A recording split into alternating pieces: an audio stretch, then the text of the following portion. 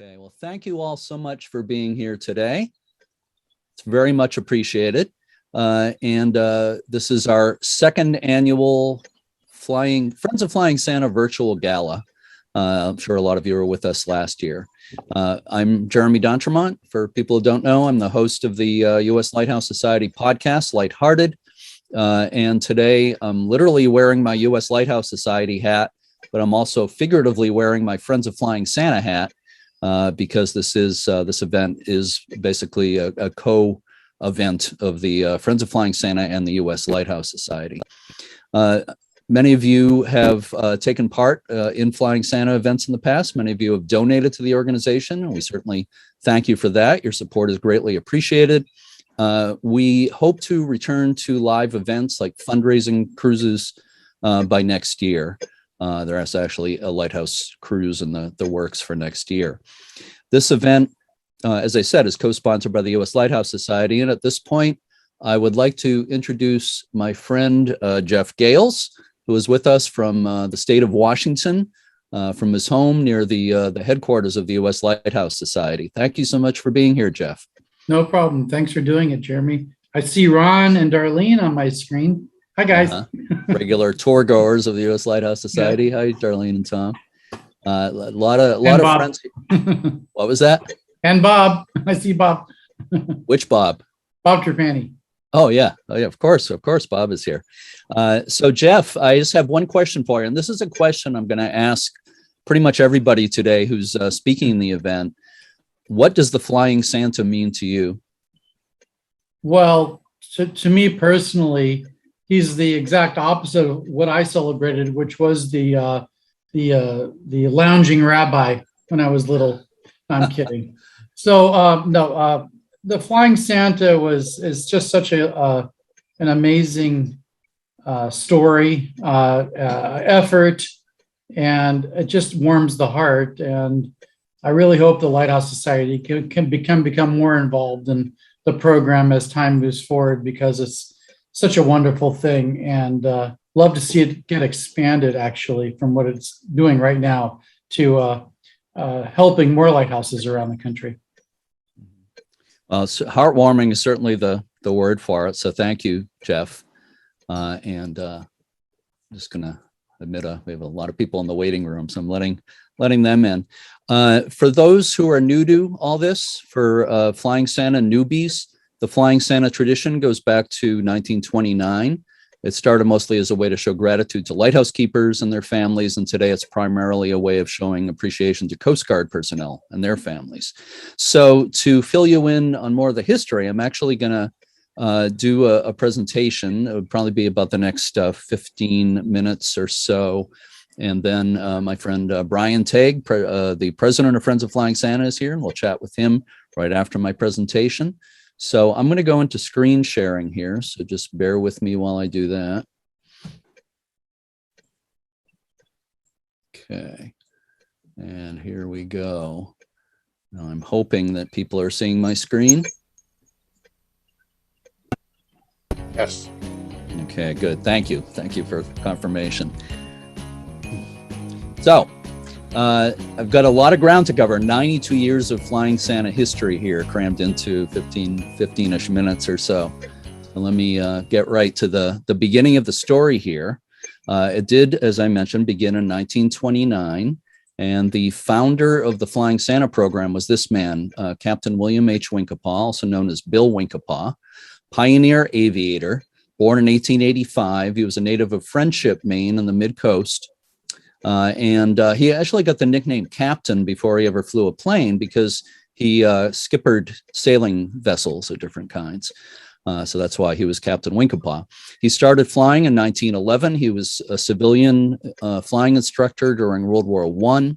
After the war, he flew seaplanes out of New York, returned to Maine, and started the Maine Air Transport Company in Rockland in the mid-coast. And he supervised the construction of a seaplane ramp in Rockland Harbor. He mostly flew amphibious airplanes, and he flew people for all kinds of reasons, but he certainly flew a lot of sick and injured islanders over the years in the Penobscot Bay region to medical facilities, and certainly saved some lives doing that. The plane in this picture is a 1928 Ireland Amphiplane. And by 1929, Captain Winkelpal was overseeing operations of the Curtis Flying Service, and you see Curtis Flying Service on the airplane in this picture, and also supervising the nearby seaplane base in the harbor. At night and in bad weather, he often relied on lighthouses to help get to his destinations. He would look for the gleam of the lights from above. The keepers would often watch for him to pass. They would often relay word to the airfield that he was on the way. He got to know many of the keepers personally, and he would visit them when he had the opportunity. And on Christmas Day, 1929, he loaded his plane with about a dozen packages containing newspapers, magazines, coffee, candy, and other items. He dropped the packages at the lighthouses in the Rockland, Maine area as a gesture of gratitude to the keepers and their families. And the flights got a great reaction from the keepers. They really appreciated being appreciated. He expanded the flights in the following years to more of the Maine coast and to the other New England states. This is Captain Wincapaw and his son, Bill Jr., loading up the plane in 1936. The Winkapaws moved from Maine to Winthrop, Massachusetts, which is just north of Boston, in 1933. Their flights by that time went to as many as 91 lighthouses and Coast Guard stations. Bill Jr. helped on the flights, and in 1934, Bill Wincapaw Jr. became the youngest licensed pilot in Massachusetts at the age of 16. He flew some of the route that Christmas, flew on his own to some of the lighthouses the following year. You notice La Touraine on this plane. I'm sure you know La Touraine Coffee. They were part of the Quimby family of companies based in Boston, and Quimby Company was a sponsor of a lot of the early Flying Santa flights. Here is Captain Wincapaw at the controls, and Bill Jr., Bill Wincapaw Jr., demonstrating his bombardiering technique in 1936. And this is a photo I really love. This is Bill Sr. and Bill Jr., I believe sometime in the 1930s. And this picture was taken by Alton Hall Blackington, who was a Boston newspaper columnist and author and photographer known as Boston Blackie. And they look like characters out of the movie Casablanca or something like that here to me. This is the Flying Santa plane passing Boston Light. I believe this is 1936. And this is 1937, a great shot of the plane over Graves Light in outer Boston Harbor. And it says Bickford's. As you can see, Bickford's restaurants were another part of the Quimby family of companies. Some more pictures of the Winkapaws loading up the plane, some women who helped pack the packages in 1936. I'm going to move on to the Edward Rosenow years, and there's an overlap of about a decade between the Winkapaw years and the Edward Rosenow years. Edward Rosenow was born in Winthrop in 1902, Winthrop, Massachusetts. He became one of the most popular historians and storytellers of the New England coast. He wrote about 40 full-length books and many shorter ones, over 100 in all, starting with Islands of Boston Harbor in 1935. And he eventually started including his latest book in the Flying Santa packages. Edward Rosenow was teaching history in Winthrop High School in the 1930s. He had Bill Jr., Bill Wincapaw Jr. in his class. And of course, Edward Rosenow, being very interested in lighthouses and that kind of thing, wanted to get involved in the flights. So in 1936, he flew with Bill Jr. to 25 stops in southern New England. Bill Sr. flew the northern route. A newspaper article said the packages that year weighed 16 pounds each. They included coffee, cookies, silk hose, magazines, almanacs, candy, cigarettes, and a book. And I think I've said, I just want to make sure I'm clear about this, that the packages were actually dropped from planes at these lighthouses, which was interesting at some of the remote places. And today it's done by helicopter, and the presents are handed out, not dropped. I just wanted to make that distinction. So here's Graves Light in 1938. In 1938, Bill Wincapaw Sr. flew to Bolivia to fly gold and mining equipment. Edward Rosenow made the flights with Bill Jr. In 1939, Bill Sr. returned and shared the flights. This is Edward Rosenow and his wife, Anna Merle Snow. She flew for the first time in 1940, flew with her husband just about every year after that. And I want to make clear that Edward Rosenow is not a pilot, unlike Bill Wincapaw. and Bill Wincapaw Jr. He was not a pilot. He would hire planes and pilots. Excuse me. Sorry. He would hire planes and pilots every year, for the most part out of his own pocket. He had sponsors donate some of the gifts, like razor blades, some of the gifts, fountain pens, I believe, were donated as well. But he paid the bulk of these flights out of his own pocket. And I'm going to tell you one of the stories that is just a high point of Flying Santa history at this point. This is Simond Poncer. And she was the daughter of a lighthouse keeper on Cuttyhunk Island at the western end of the Elizabeth Islands off of Cape Cod in the 1940s. And her father was Octave Poncer, and her mother, Emma, lived at this remote lighthouse. And Simond wrote a letter to the Flying Santa, to Edward Rosenow, saying that she wanted a doll for Christmas. So he picked out a doll and had it in a package just for her, heavily padded. But when he dropped the doll at Cuttyhunk, it hit a rock and the doll was broken, sadly. This is the sad part of the story, but it gets a lot better. Simond was very sad with the broken doll. Her father tried to mend it, put its arm on a sling and so forth. And when Edward Rosenow found out what had happened to the doll, he decided in the following year that he would make sure that couldn't happen again. So in the meantime, the Ponsart family had moved from Cuttyhunk Island to Martha's Vineyard, where Octave Ponsart became the keeper of West Chop Lighthouse in Vineyard Haven. And the following year, Edward Rosenow hired a helicopter, a Sikorsky S-51 Dragonfly. So this is 1946, and he flew for the first time in a helicopter that year, primarily so he could hand a doll to little Simond. And I'm going to play you a video here, some film taken at that time. And you're going to see West Chop Lighthouse on Martha's Vineyard in just a moment. But actually, that's where the Ponsart family lived, at West Chop Lighthouse. And here's West Chop Lighthouse. I was just there a few weeks ago. But they actually landed the helicopter on the western end of Martha's Vineyard at the Gay Head Life-Saving Station. And here's one of the great moments in Flying Santa history. Simond getting her doll in person from the Flying Santa, her father, the keeper behind her, and her mother on the right there, and another family from the life-saving station there. And there's West Chop Lighthouse again. And there's the scene, a couple of pictures from that memorable day. So Simond was just overjoyed, and I'm going to talk more about her in a few minutes. Here's Captain Winkapaw again. In 1946, the Winkapaws flew the northern routes. The Snows flew the southern route. Bill Jr. was the pilot. His father was the bombardier. And then on July 16th, 1947, Bill Wincapaw suffered a heart attack shortly after taking off from Rockland Harbor. His Cub cruiser seaplane plunged into the harbor. He and his 20-year-old passenger both died. Winkapaw was 62. A memorial service was attended by lighthouse keepers, their families, island residents, representatives of the Coast Guard, Army, and Navy. And as the service began, foghorns and bells sounded all over Penobscot Bay in his memory. It's a classic Flying Santa picture, Boston Light in 1947. Edward Rosenow, after the passing of Bill Wincapaw, Edward Rosenow was the sole Flying Santa.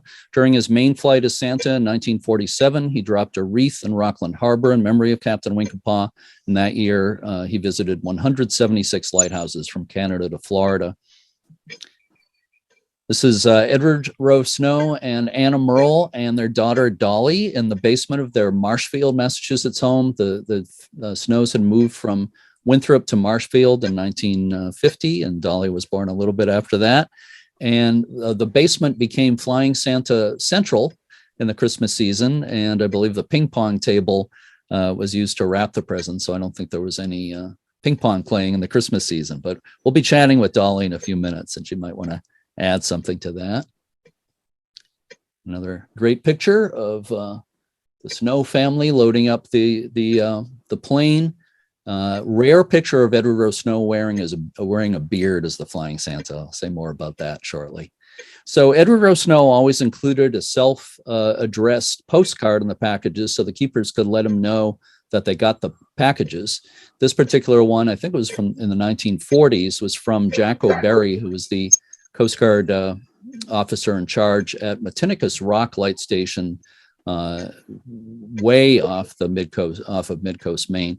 If you could all make sure your mics are muted, I appreciate it. I think.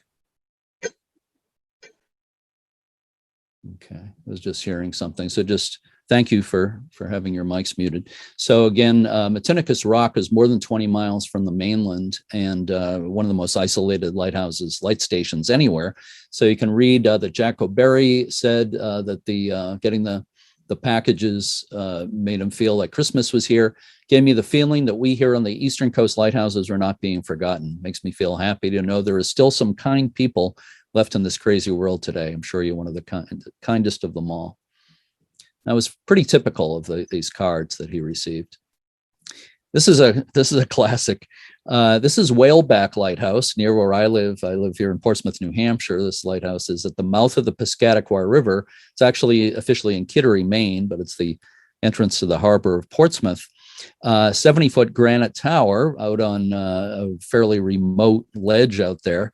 In 1947, Edward Rosenow dropped a package for the keepers there, but his first drop missed its target and went floating away, and the keepers couldn't retrieve it. And then it was, let's see, I have to look at my notes to remind myself. 3 weeks later, this man, E.S. Clark, recovered the package on the beach in Sandwich on Cape Cod, and 90 miles from where it had been dropped. And he sent what was left of the postcard to Edward Rosenow, as you can see there. And Mr. Snow wrote, "Please be careful. This floated 90 miles." And years later, he said this, E.S. Clark said he still had the book that was in the package, which was Edward Rosenow's Storms and Shipwrecks of New England. Another great picture of Edward and Anna Merle and Dolly, circa 1960s. And I'm going to play, this is 1958. This is Boston Light. And the old duplex house that used to be there sadly isn't there anymore. But you see the greeting there. The people would spell out greetings to the Flying Santa in various ways. If there was snow on the ground, obviously it was easy to spell out greetings. But otherwise, they used newspapers, sticks, stones, whatever they had on hand to spell greeting to Flying Santa. I'm not sure what they used in this case. I'm going to play you a newsreel clip here. This is from 1959. It was the day before Christmas when the New England coast awaited Ed Snow, who was taking his post as the Santa he'd played for 25 years, each and every December as Yuletide came near.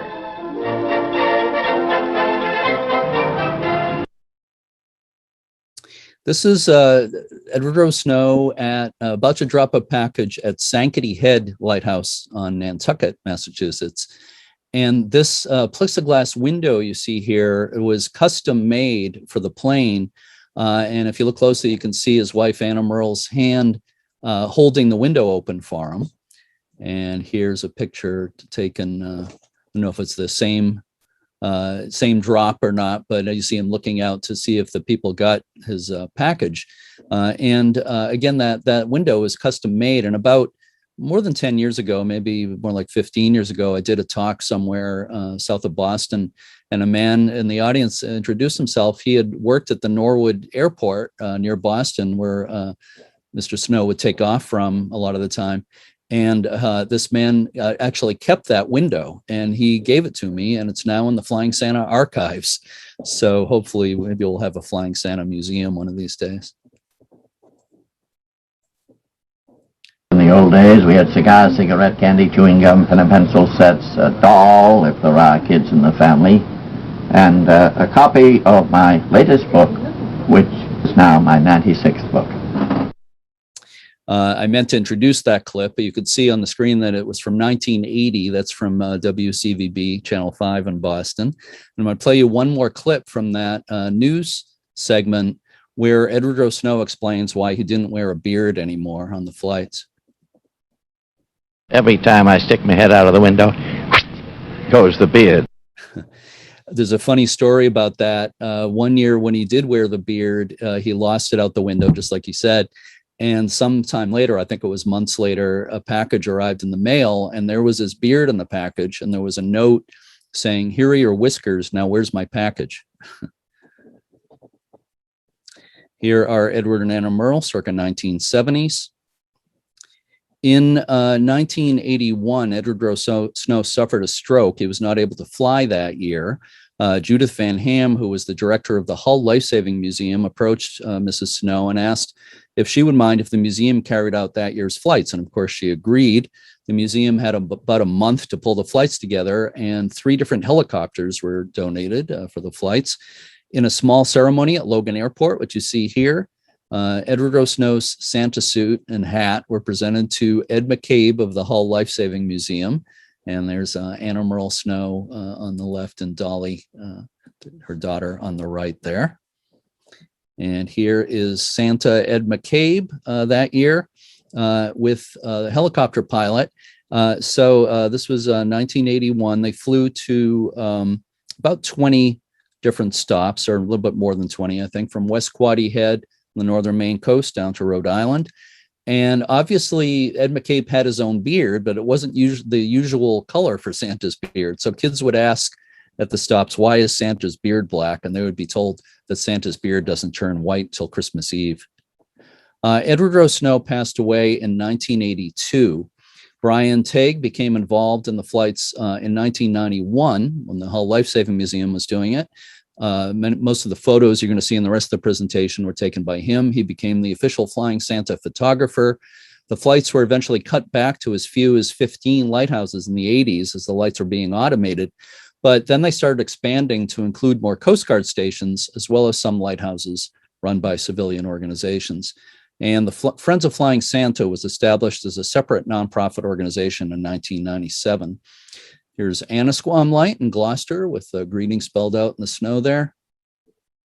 And again, it is all done by helicopter now, and helicopters land mostly at Coast Guard stations, sometimes at lighthouses. Sometimes there are lighthouses on the Coast Guard stations, and it's all prearranged. So Santa has a list of the kids, and the presents are all ready to be handed out. That was Boston Light, of course. And this is Warwick Light in Rhode Island, with families gathered from CEU, Civil Engineering Unit Providence. And I'll tell you a little bit about some of the Flying Santas in recent history. This is Santa Dave Waldrop at Annisquam Light in Gloucester, Mass. Dave's a retired Coast Guard warrant officer. First flew as Santa in 1994 and flew many times after that. And this is Santa Tom Guthlein, a chief warrant officer, also retired. First flew in 1997. He had been executive petty officer at Station Gloucester and lived at Annisquam Lighthouse. So he and his family experienced the Flying Santa firsthand, and he got involved. And Santa Dave Considine. This picture is a little unusual because it's like Christmas in summer. It was taken in August some years ago. And for many years, every August, around August 20th, there was an annual Edward Rosenow Day on George's Island. Fort Warren is on George's Island in Boston Harbor. And during this particular Edward Rosenow Day celebration, Santa came in a helicopter and came out and gave candy canes to everybody. The other guy next to him there in the blue shirt is our mutual friend, John Forbes, who ran fundraising cruises for Friends of the Boston Harbor Islands for many years. And this is Santa Bill Donahue, another retired Coast Guard officer. And we're going to be hearing from some of these people in a little while. And Santa John Roberts, an active Coast Guard warrant officer and frequent Santa in recent years. And here's a picture of Santa at Highland Lighthouse on Cape Cod. This is quite a few years ago now. I'm not sure what year exactly, but the pilot who's with Santa here is Dale Hardy, who was a veteran pilot. He flew for over a decade for the Flying Santa. And I should mention, maybe Brian might want to say more about this in a few minutes, but the helicopters are donated for the use of the helicopters, donated by various companies, sometimes private owners, and the pilots donate their time for these flights. And Dale's just a great guy. I flew with him a couple of times in non-Santa flights, and an extremely skilled pilot. And a classic picture of the Flying Santa helicopter at Portland Headlight in Maine, Ram Island Ledge Lighthouse in the distance. And if there's time at the various stops, the kids get to have a little tour of Santa's sleigh. And this is 2003. And you remember the little girl at Cuddy Hunk, Simon Poncer, that is her in the blue or purple, whatever that color is. Simon flew along as the elf with the Flying Santa in 2003. And I took the ferry out to Martha's Vineyard and met them at West Chop Lighthouse. So this picture was taken at West Chop, where Simon spent about 10 years of her childhood. And she was so happy to be part of this. She just loves the Flying Santa tradition so much. And she was just beaming. She had so much fun that day. And this picture is from the same day. This is, again, 2003. This was taken at Plymouth Light, aka the Gurnet Light, which Dolly is very involved with. That is Dolly Snow Bicknell on the right, daughter of Edward Rosenow. On the left is Brian Tague of Friends of Flying Santa, and Simon Ponsart Roberts in the middle. And Simon and Dolly had corresponded over the years, but had never met before this day. So that was pretty special. This is the following year, 2004. I took this picture in the mess or galley at Coast Guard Station, Portsmouth Harbor. And on the left is Bill Wincapaw III, the grandson of the original Flying Santa. He was hoping to join us today, but he's not able to. And in the center is Connie Small. She was 103 in this picture, and she wrote a classic book called The Lighthouse Keeper's Wife, about her life with her husband for almost 30 years at lighthouses on the New England coast. And Connie knew the original Flying Santa, Bill Wincapaw, so it was a thrill for her to meet his grandson, and the thrill for his grandson to meet Connie Small. This is the unveiling of a Flying Santa exhibit and plaque of Captain Winkapaw at the Maine Lighthouse Museum in Rockland, and that is Bill Winkapaw III on the right. And on the left is somebody I think a lot of people here know or knew, the late Ken Black, who was known as Mr. Lighthouse. He was a retired Coast Guard officer. He was the officer in charge at a number of different Coast Guard stations in his career. And he assembled the artifacts that became the basis of the Maine Lighthouse Museum. So pretty much the founder of the Maine Lighthouse Museum. This is about 10 years ago. The Coast Guard gave an award to Brian Tague for all his hard work over the years for the showing of gratitude to the Coast Guard. They really appreciated that. And this was at Station Portsmouth Harbor. And that in the blue uniform there is John Roberts, who at the time was the chief of Coast Guard Station Portsmouth Harbor.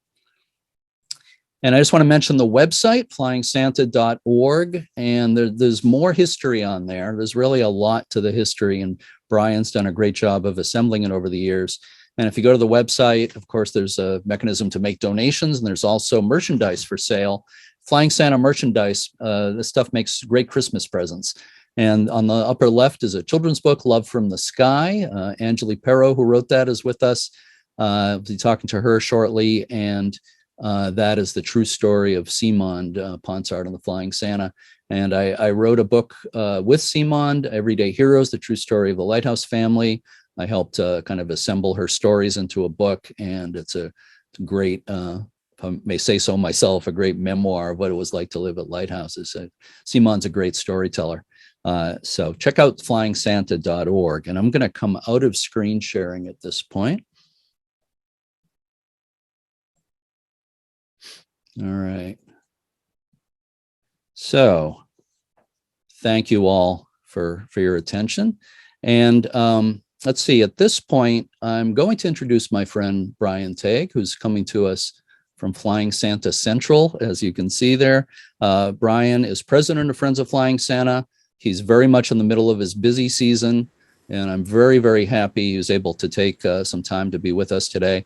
And I want to say that Brian is easily the hardest working man in the Santa business, maybe outside of Santa Claus himself. So thank you for being here, Brian.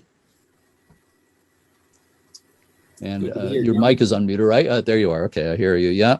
So how are the flights shaping up for this year?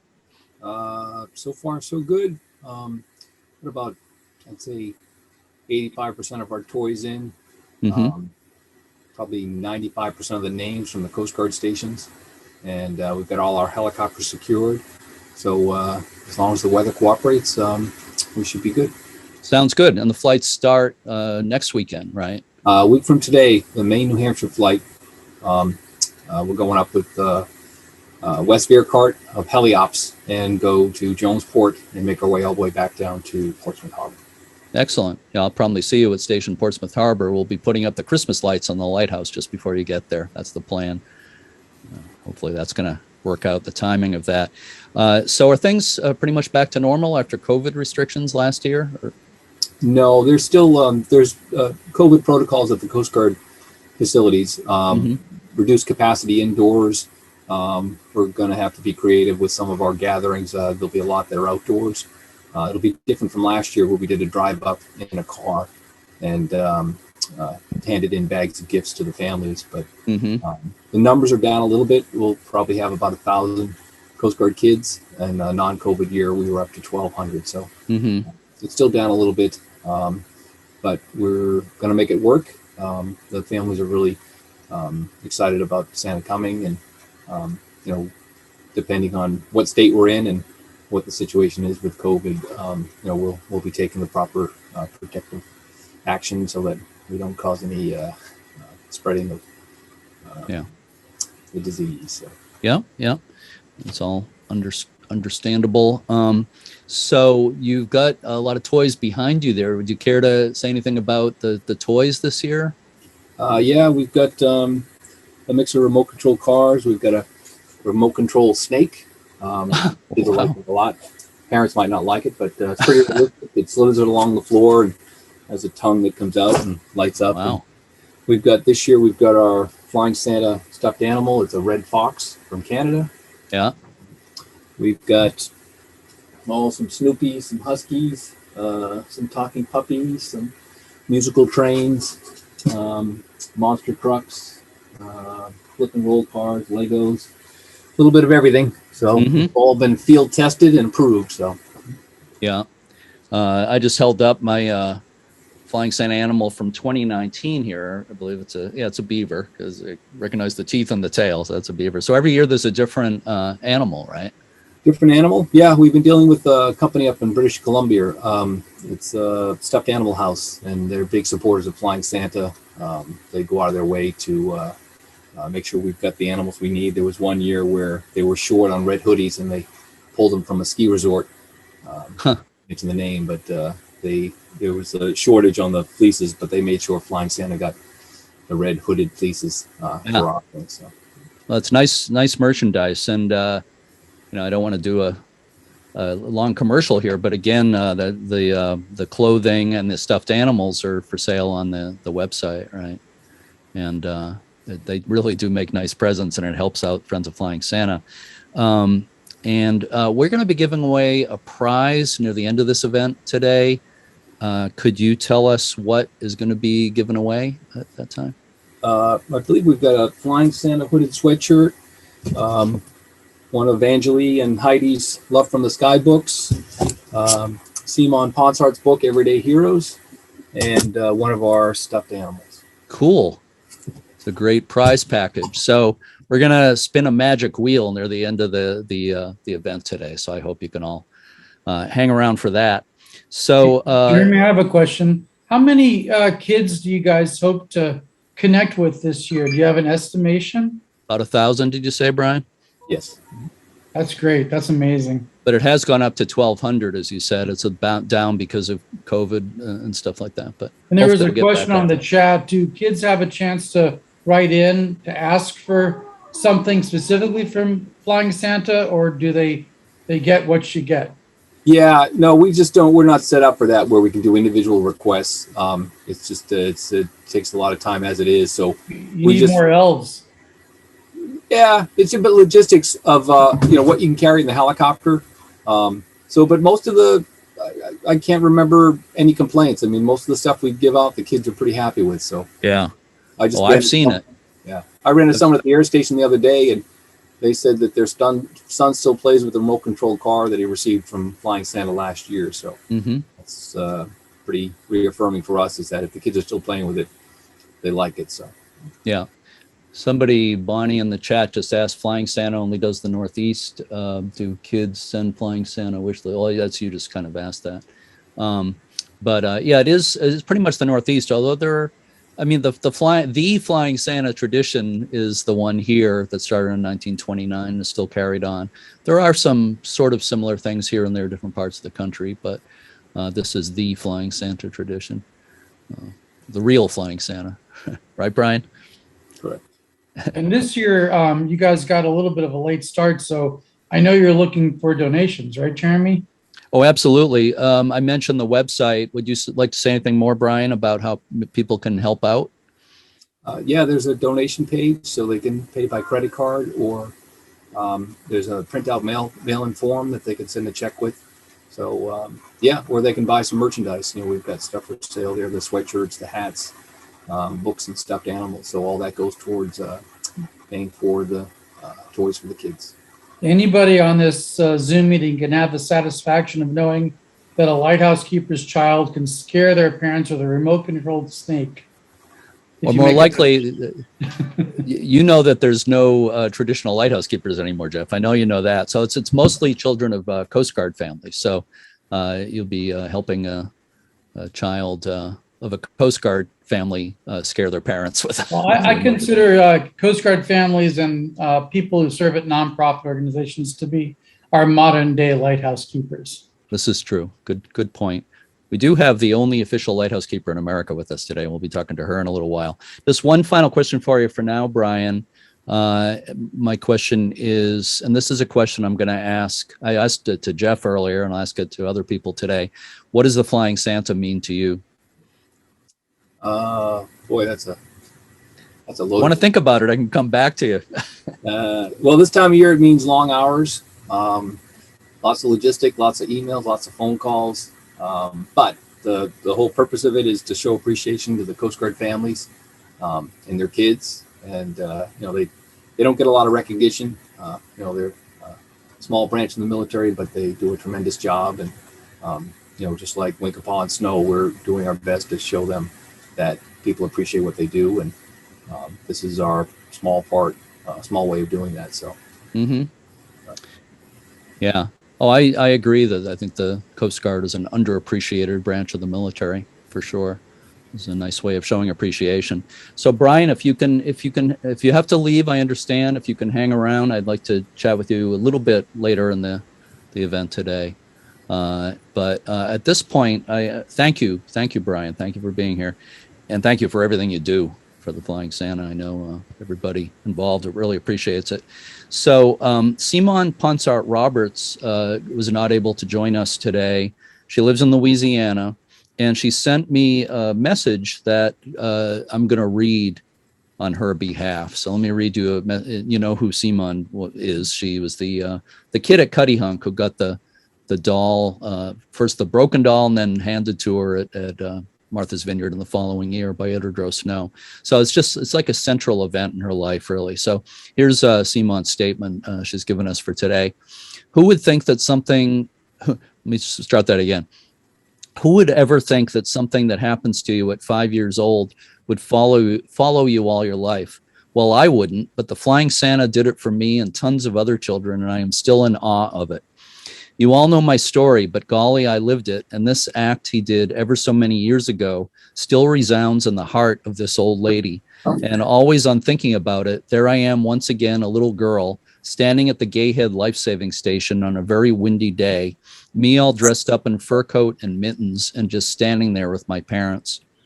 Then here comes Santa in person, handing me a doll to take the place of the one that was broken the year before when it landed on a rock. In my thoughts, it's now and not then, and my heart starts beating faster because I am no longer 81 years old. I am again that little girl, and I am there with my Santa. You see, Ed Snow made my Christmases last forever, and that great act of his kindness just makes it happen again and again for me all my life. The best and biggest Christmas gift I ever got was the forever gift of love from Edward Rosenow, my Flying Santa. And I know absolutely I am not the only kid that feels exactly that same way. Keep them flying, please. Merry Christmas to all the Flying Santa people from now. Somebody needs to mute their mic, I think. Merry Christmas to all the Flying Santa people from Simon, the 81-year-old kid back at Gay Head. Excuse me, please. I have a new doll to play with. Oops, it really is 2021, but it doesn't feel like it for a few seconds there. Hugs from Simon. So you can all get the idea of how much that means to her. I wonder if she still has the original doll. That's a good question. I don't think so, but I need to ask her. I've been trying to line up a podcast interview with Simon for quite a while, and I'm hoping to pull that off. But I should know the answer to that, Jeff. But I need to ask her that. I don't think she has the doll. So at this point, I would like to introduce my friend Angeli Perro, who lives in Maine and has written a number of children's books, several of them Lighthouse related. Some of you may have heard my interview with Angeli on the podcast, Lighthearted. Her book, Love from the Sky, tells the true story of Simon Poncer and the Flying Santa in the 1940s. Hi, Angeli. Thank you for being with us today. Hi, Jeremy. So I really hadn't heard about the Flying Santa until I think it was 2003. Our local newspaper ran an article about Bill Wincapaw, and I was so fascinated, being a big Lighthouse fan, that this tradition had gone on for so many years, and what a wonderful way to just show gratefulness to the Lighthouse families. Mm-hmm. So, Jeremy, I met you in 2013 or so at the Lighthouse Museum in Rockland, and you asked me if I would be willing to help write the children's book telling Simon's very heartwarming story. And so I was thrilled to be involved with the Flying Santa in that way. So I think from her, I learned just how much Lighthouse families, especially the children, anticipated that wonderful event every year, and that she looked forward to it all year. Mm-hmm. And that just made me feel so good to be able to take part in telling that story. And then, of course, the book became part of the Flying Santa offerings, and I was able to be at Pemaquid Light that year signing the books and got to see the helicopter land. It was so exciting, and the Flying Santa got out and the kids went wild. Uh-huh. So I was going to say the newspaper article I read back in 2003 was on Christmas Day and inspired me to write a poem I'd love to share with you. Absolutely. We'd love to hear it. Okay, here it is. 'Twas the night before Christmas, and down by the sea, the lighthouses were blinking to help sailors see. The lanterns were lit in the towers with care, in hopes that each traveler of rocks would beware. But over the ocean a plane flew along.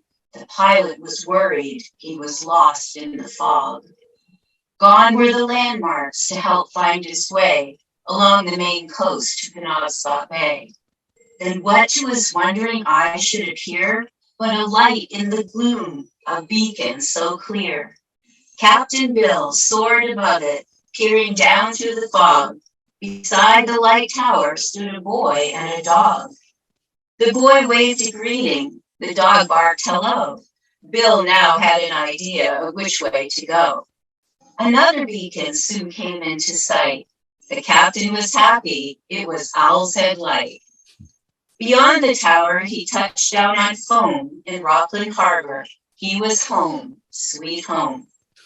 When Christmas Day dawned, it was clear and bright. The little red plane took off on a flight. The man in the cockpit was dressed in a suit, a funny red hat, white beard, and black boots. From lighthouse to lighthouse he flew all that day, dropping gifts to families to try to repay. Oops. The boy and the dog watched him fly in low, saw the packages fall, heard look out below. In it were crayons, a book, and a toy, a bone for the dog. Thanks, Santa, yelled the boy. Santa waggled his wings and flew out of sight, calling Merry Christmas to you, and thanks for the lights. Excellent. You now have an official Flying Santa poem. Thank you so much, Angeli. Thank you. That's great. Thank you so much for being here. And you were the perfect person to write that book. And if people aren't familiar with your other children's books about lighthouses, they can check you out. You have a website. Was it AngeliPerro? .com. So ANGELIPERROW.com. And you're also on Amazon, of course. Your books are on Amazon. So thank you so much. Thank you for dressing appropriately today too, Angeli. Great to have you here. So next, I'd like to introduce my friend Bob Gerpani Jr., who's the executive director of the American Lighthouse Foundation. And the foundation, for those of you who don't know, has its central office, home office at Owl's Head Lighthouse in Midcoast, Maine, not far from where Bill Wincapaw was from. Bob and his family have some history with the Flying Santa. How you doing, Bob? Hey, I'm doing great, Jeremy, and hello, everybody. Hey, Jeremy, Rick, before I get into my little Flying Santa contribution, you were mentioning Jack O'Berry there at Matinicus Rock. Yeah. That was Jack's last Christmas. He sadly died at the lighthouse 9 months later in September of 1949 when his Peapod, he was a fireman there. And the picket boat had just dropped him off from leave. And I guess he got the Peapod rowed out to see a lobsterman was making a purchase. And the landing was rough getting in there, and he got capsized and he hit his head and went under, and they found him like 2 weeks later. Mm-hmm. But that was a sad story. So reading that comment actually was even more meaningful, Right. That. Yeah. Yeah, thank you for pointing that out. I was trying to remember the story, and I thank you for reminding me. And it's a reminder that being a lighthouse keeper was hard work and dangerous work, especially at a place like Matinicus Rock, so isolated. Absolutely. Yeah. A lot of those stories are not that rare, sadly, in lighthouse history. So, Bob, I don't know if you have a particular incident you want to talk about or anything, but just in general, I was wondering if you could say what the Flying Santa means to you. I thought about that, Jeremy, and I think, you look at it, you say one word, tradition, and what does that mean when you look back at both the Lighthouse Service and even the Coast Guard? And I think this tradition may be the most unique and maybe the most fun tradition that either service has had. When you really think about it, I mean, we look at when the Lighthouse Service was officially born in 1789, or when the Coast Guard took over lighthouses in 39, or, Coast Guard Day on August 4th every year, or when a lighthouse has a special milestone. But when you think of this one, it just encompasses so much more than lighthouses. It's the families, it's people who lived on these islands and offshore places saying we weren't forgotten. It's the holidays. It's truly a tradition like no other. So I think that's what this one shines in both Coast Guard and Lighthouse Service history. So I think from that perspective, I did dig out a couple excerpts, Jeremy, if you don't mind. I'm going to read a few if you don't mind. Sure. If you do mind, I'll still read them. Okay. Well, I have the power to mute you, but I'll let you go ahead. All right. The Boston Transcript. These are excerpts. This was from December 30th, 1933. Quote, during Captain Winkapaw's several years at Rockland, the lighthouse keepers kept a constant watch on his flying activities. Every time he would head out to one of the islands, a lighthouse watch would be set up, never to be relaxed until he safely returned to port. Because of the spirit of past years, Bill Winkelpal never forgets the lighthouse keepers. His love for them and their families is unbounded. He will make his 5th annual trip on Christmas Day, 1934, and there will be a 6th and a 7th. Even if Bill should retire from aviation, he'll come back on Christmas to make his annual round. That's not a prophecy, that's a fact. Even though the lighthouses today may be battered again with surf and the beating of winds and storms, the spirit of goodwill and cheer between the lighthouse and Coast Guard men and women will linger forever, unquote. Another one was from the Rockland Courier-Gazette. This was December 22nd, 1936. It says, quote, from year to year, these stalwart Americans, lighthouse keepers and their families, look forward to Christmas. They know that it brings Captain Bill and his famous plane. They scan the horizon for hours until he comes. They rush outside, wave their arms in appreciation. The children of the islands know they have seen Santa Claus, unquote. And then there was this editorial in the Courier Gazette on December 19th, 1944. And it says, it was entitled Snow Acts of Santa Claus. So, quote, the Christmas spirit, which takes into account these lonely guardians of our coast, the lighthouse keepers and Coast Guard stations, was again in evidence Sunday and Monday when Edward Rosenow of Boston played the role of Sky Santa Claus, flying hundreds of miles along the New England coast laden with Christmas gifts, which were dropped not only for light keepers, but occupants of isolated harbor and places where troops are stationed. A great deal of credit goes to Captain William H. Winkapaw, who originated this thoughtful plan, and to Edward Rosenow, who has gone to the pains of perpetuating it. If we were to update this today, we would also add Brian Tagg and the Friends of Flying Santa. So that, I think, is cool. And I leave you with this. In one of the thank you letters in 1931, Keeper Andrew Kennedy of Great Duck Island ended his letter with, quote, P.S. Who says there is no Santa Claus? End quote. So there you go. Yeah, there you go. Thank you, Bob. That's perfect. Thank you so much for sharing those. Oh, you're welcome. Yeah. And thank you for being here today. And thank you for everything you do, Bob. So next, our next guest is my friend, Sally Snowman. And I'm sure many of you are well aware, a lot of you have actually met her. A lot of you know that Sally is the only lighthouse keeper in the United States still employed by the federal government.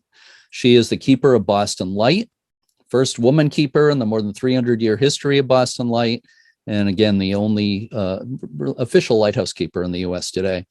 And Sally is also a trustee on the board of Friends of Flying Santa, and she's joined by her husband, Jay Thompson, who's with us also, and the Boston Light postage stamp in the background there. Which is, that was from 2013, right? Right, guys? Yeah, because they did Portsmouth Harbor as part of the New England series at the same time. Thank you so much for being with us today, Sally. How are you doing? And Jay. Thank you for inviting me. And I think it's interesting because with Bob, I had the same words as you. For me, Flying Santa, it's history, it's tradition, it's unique, and the fact that it's still ongoing. And it's such a huge piece of New England history. It's such an honor to be a part of all of that. And I even had a bigger part in 2002 when I got to be the elf. And little did I know that 9 months later that I would be going on the Coast Guard payroll as the keeper. So having Flying Santa come and visit Little Booster Island every year, and one year they couldn't land, the weather was just no good, and Brian tossed the gift out the helicopter door. So that was probably the last airdrop. That was in 2014. Except for the Admiral's house, the Rear Admiral gets his dropped. But Right. It's just to be a part of the history is such an honor. Thank you very much. Oh, thank you, Sally. Do you want to mention your people might wonder why you're dressed like you are? Do you want to say something about that? My garb. It's your keeper costume. Yeah. Yes.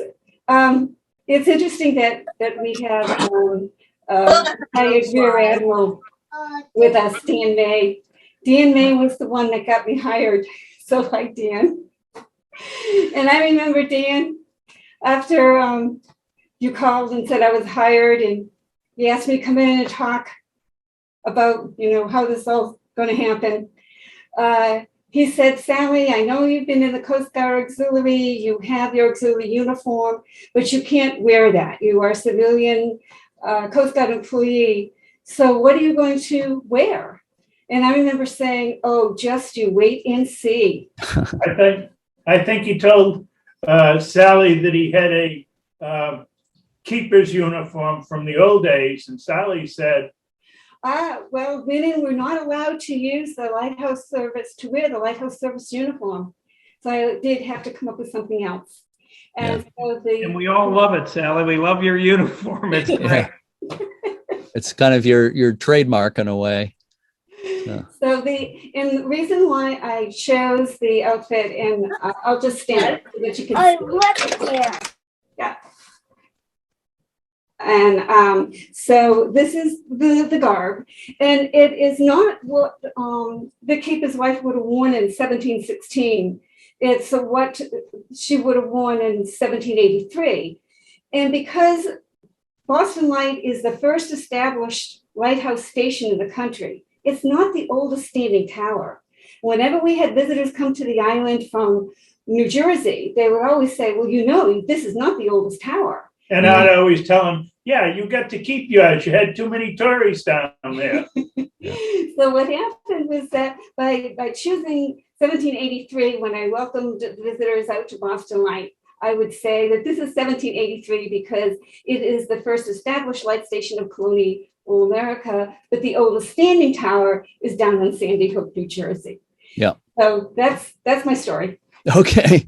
Well, thank you so much, Sally. And I just want to point out several of the people who are with us today, the special guests I've interviewed for the podcast, the USLHS podcast, Lighthearted, including Sally. We did a 2-part interview some time ago. So if you go to news.uslhs.org, news.uslhs.org, the news blog, you can search for these podcasts and listen to Sally and Bob Gerpani and several of the other people, and Dolly Bicknell and Brian Tagg has been a guest also.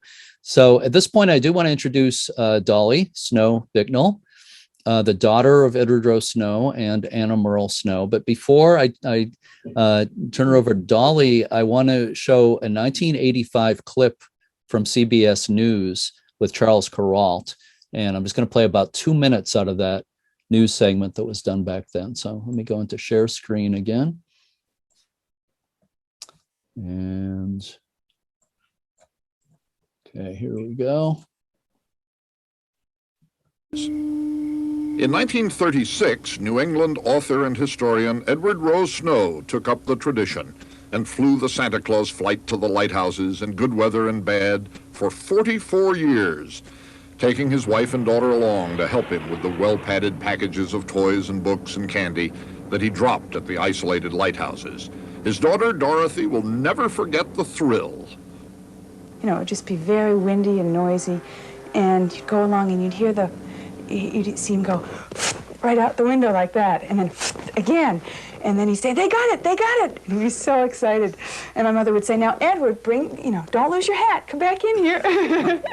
Thank you for the things you sent down. I wish I could have seen the package fall. Anna Merle Snow has kept all the letters from Halfway Rock and Monhegan, Cuttyhunk and Nantucket, from children in lonely places. I saw you drop the package over Eastern Point Light, and I was the one who got it. I bet you make a lot of children happy.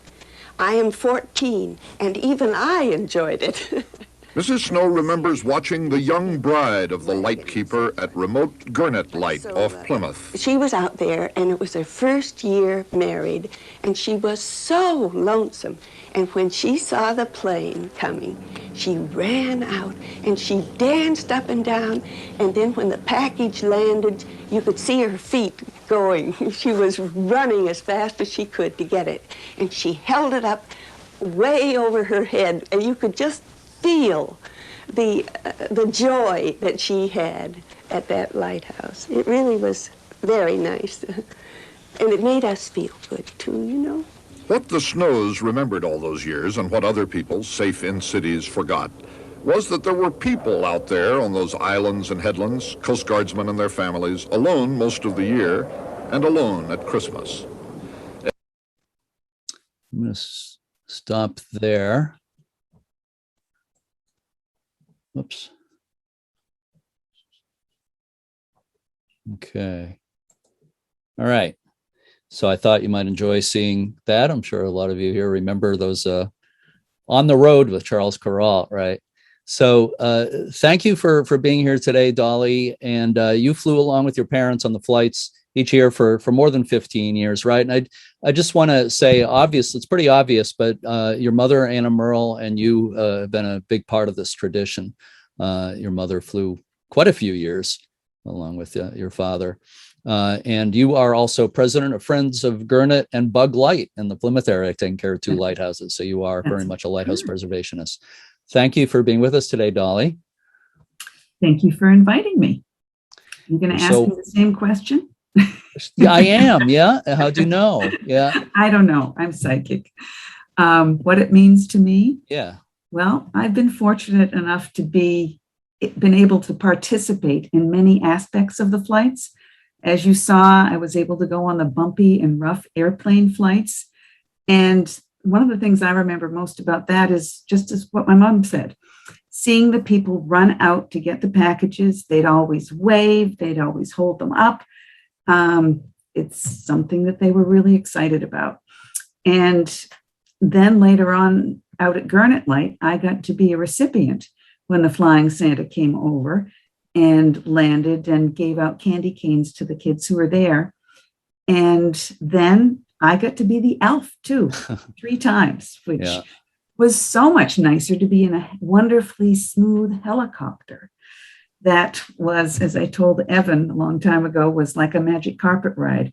Right. And what a difference between that and the Flying Santa plane ride. It was really something. But it was so much nicer to be able to actually interact with the children and to watch Santa interact with the children. Once the Friends of Flying Santa ended up with helicopters. But I really think that it should continue, because before you were helping the lonely, isolated lighthouse keepers, and now who better to thank than the Coast Guard? And have everyone feel that magic and that wonder and that excitement that people of all ages feel when they see the Flying Santa. So thank you, Brian, and thank you, Jeremy, and thank you, Friends of Flying Santa. Thank you, Dolly. And again, you have been just a huge, huge part of this, and you've experienced, as you said, from a lot of different angles, which is really neat. And I agree with you that it's a lot nicer flying in helicopters than in small planes, because I've done both. You've done both. Yeah. So we won't get into too much detail about that, but small planes don't agree with me either too well. Taking pictures in small planes, that's kind of a problem. So anyway, thank you so much, Dolly. So great to see you. And you've been on the podcast twice, so people can hear that. It was the last time we talked the entire time about the Flying Santa flights. The time before was more about Project Gurnet and Bug Light, but those are right. There was one little thing I noticed in one of the pictures that you were showing of the Flying Santa in your presentation. Yeah. How and you said this is one of the few times that Edward Rosenow had on a beard. Yeah. And I just happened to look down, and in front of that on the left is his briefcase, and there was a spare hat in it. You could see the because he'd often, if he didn't lose the beard, he'd lose the hat. The hat would come off, and he didn't wear it most of the time when he was, not that hat, when he was actually dropping the packages. But in the picture, he had the hat and the beard, and in the briefcase was the pom-pom of another hat for when he lost the one he had on. Mm-hmm. So he learned he had to be prepared. Yeah. I showed that a picture of Winkapaw, Bill Wincapaw, when he first started the flights, and he's wearing a long beard. But I think that may have been, well, I think there's at least one later picture of him with a beard, but he didn't do it as a rule either. So anyway, thank you again, Dolly. Next, I want to introduce somebody who Sally mentioned a few minutes ago. Retired Coast Guard Rear Admiral Dan May is with us. I'm so glad he was able to join us today. Dan had a very distinguished career in the Coast Guard, served in many leadership positions. I know he's a big fan of maritime history and a friend to lighthouses and the Flying Santa program. Thanks so much for being with us today, Dan. Oh, thanks so much for having me, Jeremy. It's a great pleasure to be here with you. I have a question for you. Maybe you can use your predict your psychic powers and tell what I'm going to ask you. But what does the Flying Santa mean to you? Well, it means so much. And for me, it's a couple of different things. First, I think this year marks my 30th year of association with the Flying Santa program. And I've had the opportunity for my own children to be the recipients of these gifts. And I've seen the joy in their faces along with all the other children. And then as a later in my career and more senior position, and I was in charge of many of the stations here in New England, I would go visit, and the crews look forward to this every year. It was amazing. And I would attend.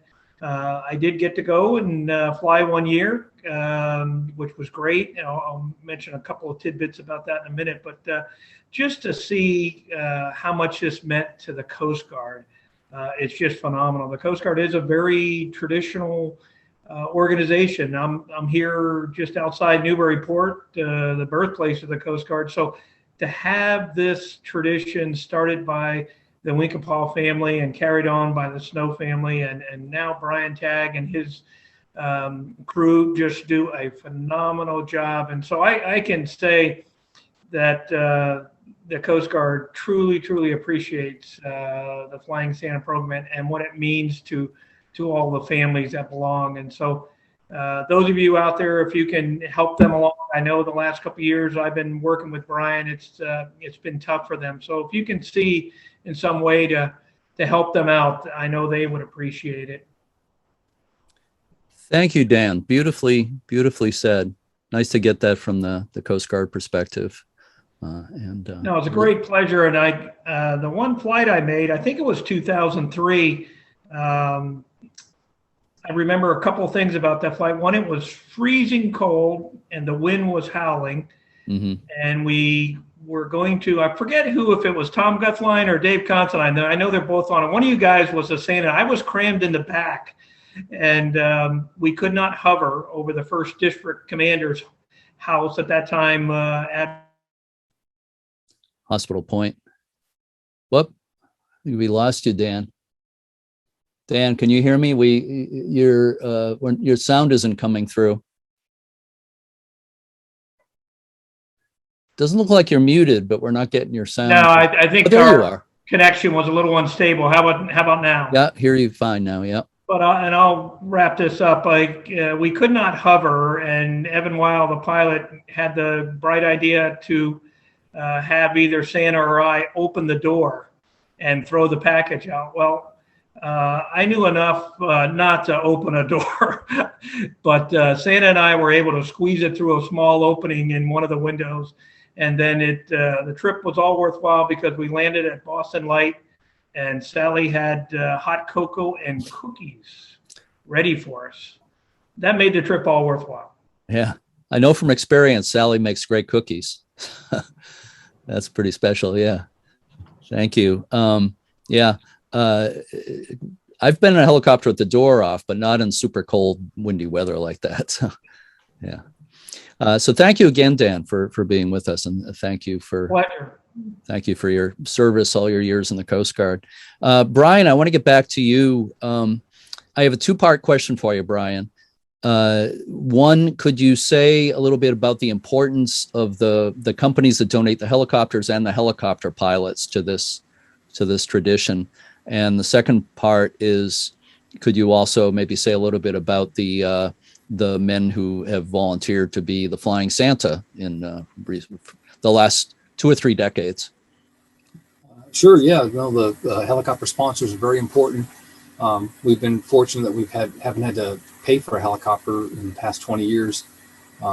We've got 4 sponsors currently. The first flight, Maine, New Hampshire, will be covered by Wes Viercard and his company, Heliops. And then the following weekend, we'll do New York, Connecticut, Rhode Island with Stuart Auerbach, who's been donating his helicopter the past 2 years.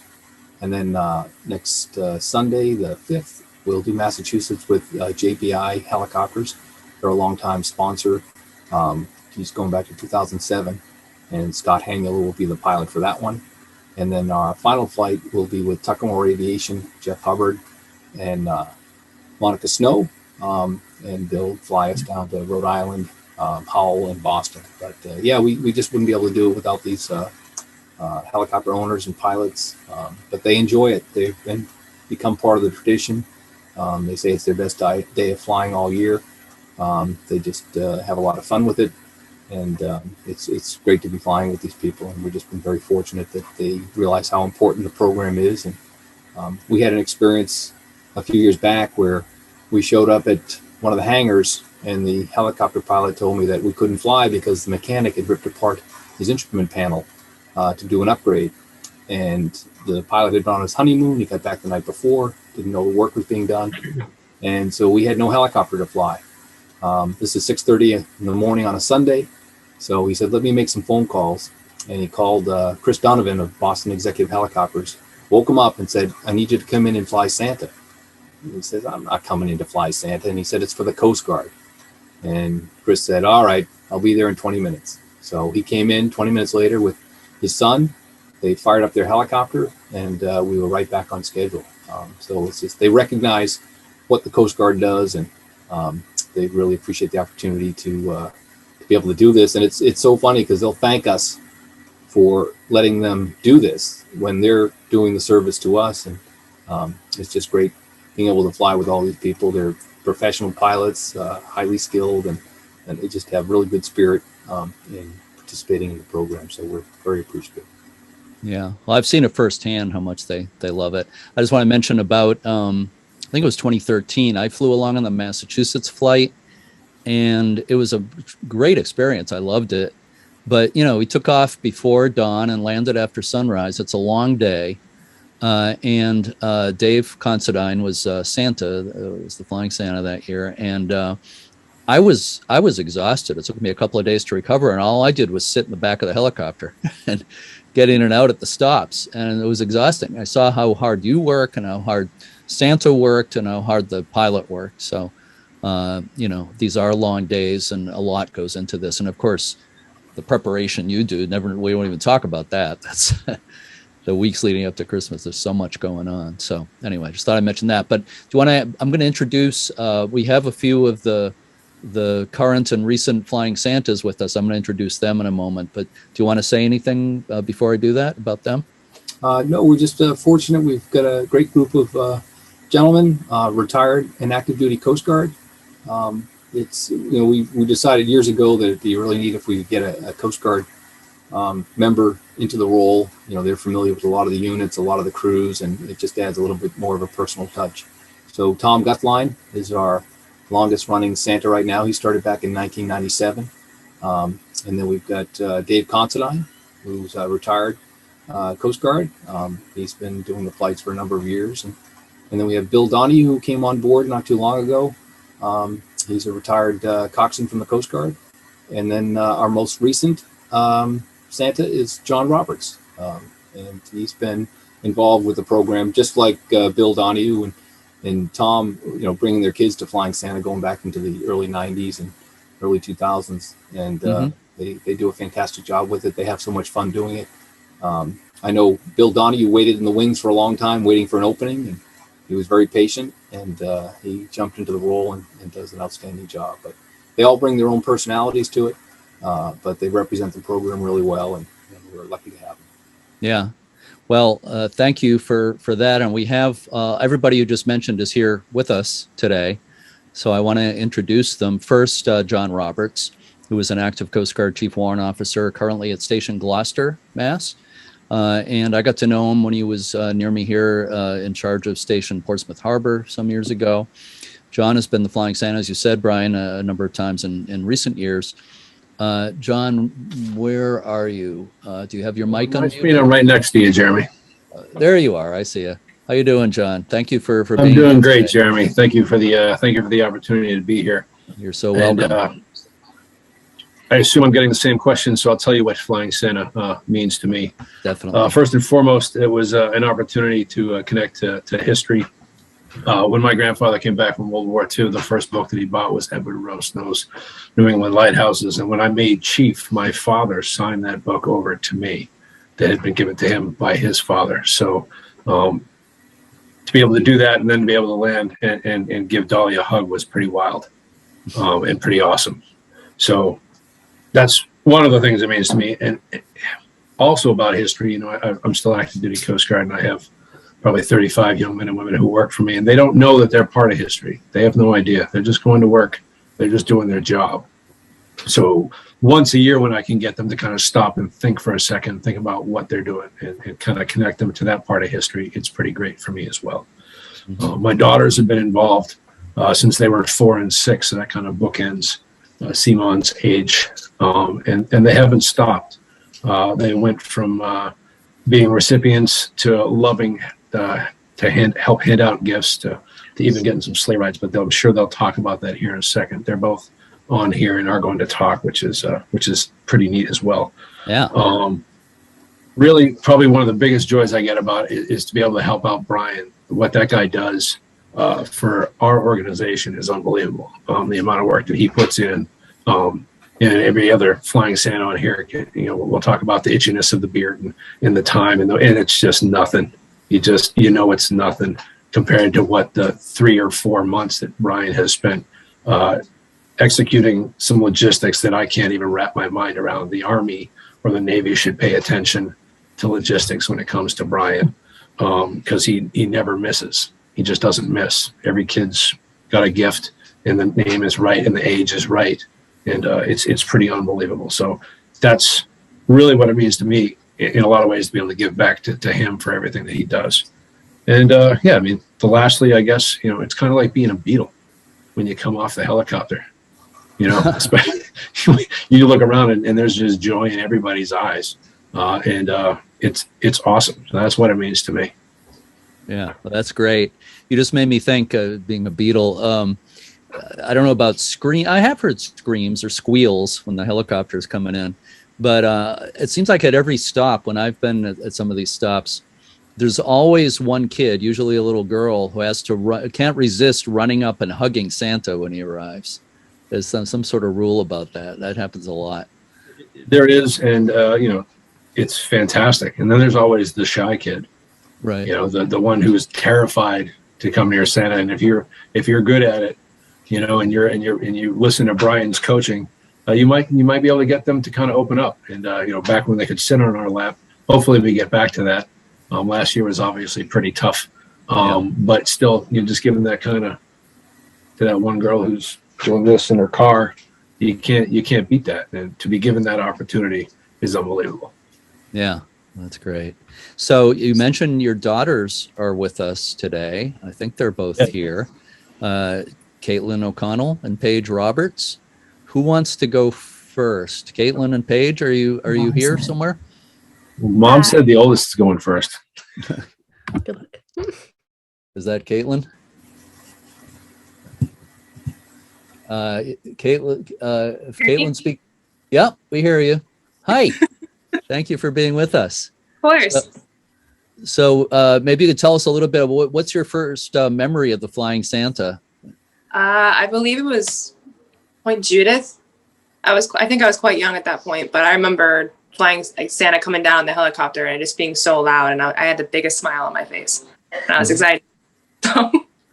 Yeah, it's always a little bit of a shock to people if they're not used to it. When the helicopter comes down, the wind and the noise. I mean, it's thrilling. People love it, but it's a little surprising if you're not used to that. Yeah. Definitely surprising if you're not used to it. Yeah, for little kids. So what, maybe you want to say a little bit more about your memories, but I have the same question for you that I've had for everybody. What does the Flying Santa mean to you? So for me, I grew up just like having this the beginning of the season would start with Flying Santa. Like that's my earliest memory, is the beginning of the season for like the holiday season, like whether it be after Thanksgiving or Christmas, it was Flying Santa started the season, and I could start decorating my house and all like the traditions would begin. And it was just, it means the beginning of the season. And I just remember seeing all the smiles on people's faces. And then when I got to become an elf and I got to hand over gifts to the people, and like the children, like their grins on their faces and like their eyes would just light up. And it was just my favorite part of handing over the gifts and like helping Santa out, was like seeing the joy on the little kid's face when they got the gift, just like how I did when I was a kid. Mm-hmm. So that's great. It's great you've been able to do that, to be part of it as an adult. Did you have anything you want to add, Caitlin? Or I know Paige is here somewhere. Can I step in for a second real quick with Caitlin? Hi. Hi, Caitlin. When Caitlin was about 12, I think, at Station Portsmouth Harbor, she was called up to Santa, and Santa asked her to whisper in his ear what she wanted for Christmas. Yeah. In front of a room full of people, Santa exclaims, "A boyfriend," and Caitlin's face turned about as red as Santa's suit. It did. That was a famous line that Dave Waltrip used to use on some of the older girls, and I thought it might stop her from ever coming back, but she continues to come back to Flying Santa every year. The first boyfriend I ever had is my husband now, so I guess it worked out. That's funny. Yeah. Santa could be a wise guy sometimes. That's all right. Yeah. Thank you so much, Caitlin. And is Paige here? Paige Roberts? Yes, I'm right here. I'm looking. I hear. Oh, there you are. Yeah. Hi. Thank you Hi. for joining us today. Appreciate you being course. part of this. So obviously, you get the same question as everybody else. What does the Flying Santa mean to you? And I don't know if you want to say something about your early memories of the Flying Santa. My earliest memory was holding on to my sister's hand and watching the helicopter come down, and like Santa waving in the window, because he always does that every single year. Yeah. And that's just like one of those memories that will always stay there. Yeah, that was my earliest memories, seeing Santa come down and just having like the pure joy of like waking up and seeing what Santa left under the tree. But in actuality, it was like a month in advance, which was really nice. Mm-hmm. So, yeah. So anything else about what this all, what do you see as the value of this? What does it mean to you? Flying Santa actually gave me like a new Christmas tradition. They never forget, like my dad said, like they never forget about anyone. So to include on that, back in 2012, my dad was overseas, and we thought that the Christmas tradition that we started back in 2003 when we moved to New England, which was Flying Santa, we thought we weren't going to be able to go to Flying Santa, but Brian's had contacted my dad or my mom, I'm not sure who, but invited us to Portsmouth Harbor to celebrate Flying Santa, even though my dad was overseas. So in that moment, he gave us like a little bit of normalcy to our holiday season without our dad, which was awesome. So, and also being like an elf for, I'm not even sure how many years, being able to pick out all the gifts and like read off the names to Santa and have him like have the kids come up and sit on his lap and just like give them pure joy is like amazing. So, yeah. Well, that's great. I like the phrase pure joy. I use that a couple of times, and that's how I see it too. Joy is like the first word I think of when I think of all this. Oh, absolutely. Joy and gratitude. Those are two big words, but yep. Thank you so much, Paige and Caitlin, for being part of this today. I really, really appreciate you being here. And of course, your dad, John, too. So thank you all very much. So I want to move on to another Santa here. Tom Guthlein is with us. Tom is a retired Coast Guard Chief Warrant Officer. He's been the Flying Santa, as Brian said, going back, I believe, to 1997. So it's almost 25 years at this point. Tom, thank you for being here. And you can probably guess the question I want to ask you. I think I can guess that question. So Flying Santa means a lot of different things. And I think you've heard everyone tonight kind of say the main part of it is it's the kids. It's bringing that joy of the Christmas spirit to them and getting to be part of that. Like was said earlier, the history, I've been able to fly with Dolly, her daughter, and her grandchildren. So, I mean, which is phenomenal. I was with Simone when she made that trot back, which was pretty emotional for a lot of us. Just seeing her was unbelievable. The program every year brings such a special thing to these kids. And as Santa, I got to do something that I think a lot of other people haven't done. So I was the Santa that went to Annisquam Light, and I had both my sons sit on my lap, and they didn't even know it was me. So that gave a whole different perspective to it. But I think we always have to remember that Brian is the heart and soul of the program. If there isn't one thing he instills in all of us as Santas, is it's about the kids. Every time we do something, how we look, the moving of the beard, the fixing of the glasses, it's all about the kids, and that the kids are going to believe that it's really Santa, which it is in all our eyes. So, I mean, that's what it means to us. It's such a powerful program that you talk to people, like Simeon said, that are in their 70s or 80s, they remember the Flying Santa. And I think, Brian, we were at one airport.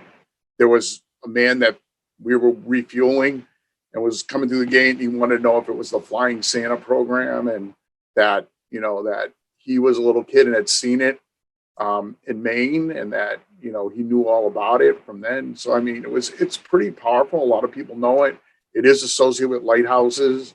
And that's how I first came into it. I was at Chatham Light at the station, and they came in, and Brian was on the flight, and ever since then I was hooked, and I've been there ever since. So, I mean, it's a great thing, and you hear all the people talk about how important it is. So that's kind of what it means to me. It's more than a tradition. It's a giving back to our fellow humanity and recognizing the Coast Guard folks and kids, that, you know, it helps the kids maybe understand that they're a little more special. Help when, you know, their dad or mom can't be there at the ball game or the birthdays or the holidays because they have to stay in duty. It makes them feel a little more special. Mm-hmm. Thank you so much, Tom. You made me think of a couple of things. One is, yeah, Brian is a little fussy about having the suit perfect all the time, but that's a good thing.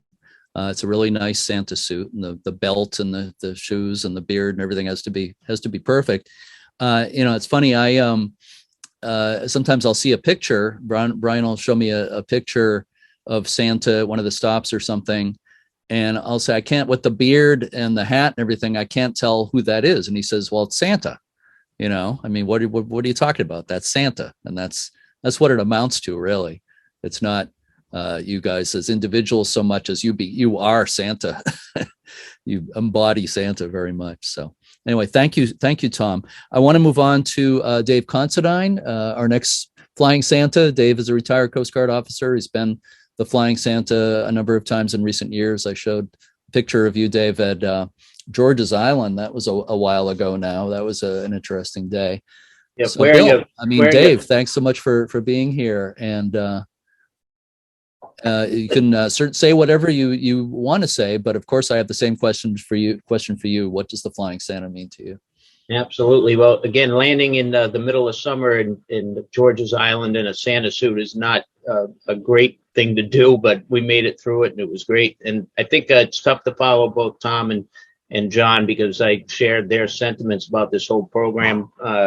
Like Tom, I was involved since 1993 when I left the Cutter Reliance, went to Merrimack River, and was told to go out to Plum Island Light and clear a landing zone for Santa a couple months later. So I figured at that point I was hooked like Tom was, and I said I better get married and have kids, which I did. And in 2003, my daughter Kylie, I think that was her first Flying Santa flight. So she got to get a gift, and Connor, my son, was born in 2005, and they've been part of it ever since then. So Kylie's at college now, but we'll still be there this year. I think some of the things that have stuck in my mind is when you land, you will have probably 3 or 4 kids come up and stuff a Christmas list in your hand, and some of them have been really, really funny. I still have kept those lists as well. So some of the things that some of the kids want is great. Being active duty Coast Guard, I would know a lot of the families at the lights we would land at, and so I had the ability to walk up to kids and know their names, which their eyes would go huge and say, "Oh my goodness, Santa knows my name," which is great. And I remember Burn Island Light up in near Booth Bay was one of my favorite stops, because I had some kids that I knew there that they didn't know I was doing that. I was lucky to have some great elves. I had Dolly fly with me. I had Admiral May fly. That was us, Admiral May, that we had to throw the package out at Hospital Light there in the Admiral's house there. That was quite a flight. And then we've talked about wearing the Santa suit, and Sally Snowman is probably one of my heroes in my life, because we would land at Boston Light on the mass flights, and you would actually get to take your Santa suit off, take the beard off, and she would actually give you something to eat, because it was the only thing you ate all day was at Boston Light. So I see you're trying to get Sally over, but you can tell her after. So she's my hero with that. And Dolly, flying with her, she actually gave me a signed book from her dad, which means a lot to me as well. But going back, Brian Tagues, the whole reason we're still doing this, if he wasn't there, it probably would have fallen by the wayside. So he deserves a lot of the credit. So appreciate being a part of it. Well, we appreciate you too, Dave. And you were the Santa the year I flew in 2013. And again, I was just so impressed by the hard work you guys put into it, you and Brian and the pilot that day. I wouldn't call myself an elf, because I all I did was get in and out of the helicopter and take pictures, but it still exhausted me, like I said. But it was a lot of fun, it really was. So thank you. Dave, thank you, Dave. For memory. It comes back now. That was one flight, and it was only because of the Santa suit was keeping me warm in the back of the helicopter, but it was great. Yeah. The sound is fading in and out. I think we got the most of that though. So thank you again, Dave. And we got one more flying Santa here, Bill Donahue. Bill is another retired Coast Guard officer who's joined the program in fairly recent years, been Santa a number of times. Hi, Bill. Thank you for being part of this. Hi, Jeremy. Well, boy, I'm batting cleanup here. I feel like I'm like Elvis has opened for me, and here I come.